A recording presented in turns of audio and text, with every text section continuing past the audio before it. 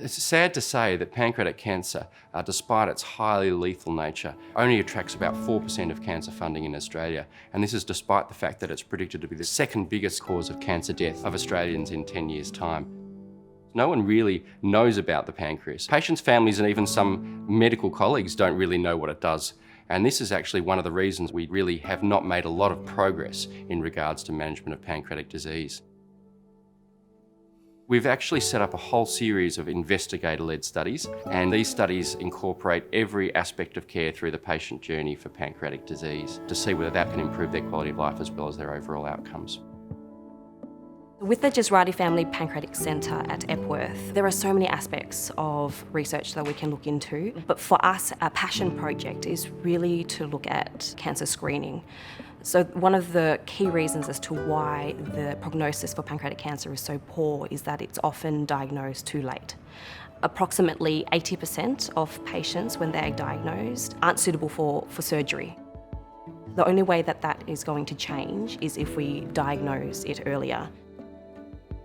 Part of our research is a big screening program that we want to run as part of the centre. At the moment, screening is conducted according to consensus guidelines, but that isn't science-backed. And not to say that it's wrong, but we need more evidence to show that these guidelines are going to have an effect for GPs to know when they need to screen patients or when a patient may be at higher risk of developing pancreatic cancer. Through this centre, we are providing free molecular testing for all of our patients.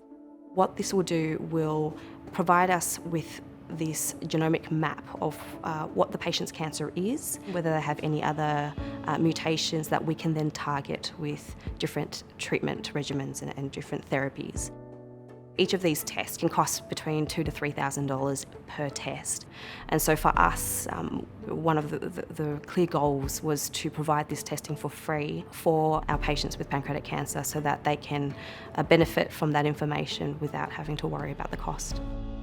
Another aspect that we really want to focus on is patient-reported outcomes. Looking at patient-reported symptoms that are fed back to their clinicians in real time so that we can actually know where's the right place for them to go and ideally be able to demonstrate that this reduces the frequency of their visits to emergency departments and hopefully their quality of life as well. There are a number of studies that are already open at Epworth that are focused on pancreatic cancer and the patients. So we have a number of data registries that essentially bank medical information so that researchers can go into big databases of patient information and understand a little bit more about how these patients present, how they are treated, what their outcomes are. Pancreatic cancer is relatively rare, so to have these data banks is extremely useful, and there's a lot of information that comes out of that. For instance, a lot of patients with pancreatic cancer present to their GPs a number of times before they actually are diagnosed. That's something that we wouldn't know without these data banks. A component that's always at the forefront of our minds is to really make research as easy for the patient as possible. There's always that aspect of altruistic contribution to society and really helping us increase that survival rate for pancreatic cancer patients. Involvement for a patient varies depending on which study they participate in. So for instance, the data registries, there will be very little impact to the patient.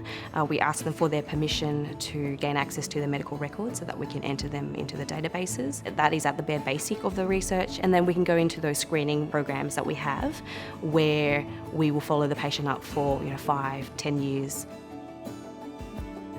This cancer is rare, but it's devastating when it hits, and without all of us coming together and really working towards getting better treatment options, detecting it earlier, we're not going to make progress. And so we really need that collective work from the community, both in patients but also the researchers as well. All of us clinicians here who are involved are really excited to be able to direct the research where we think it will be needed and really demonstrate some positive patient outcomes because of it.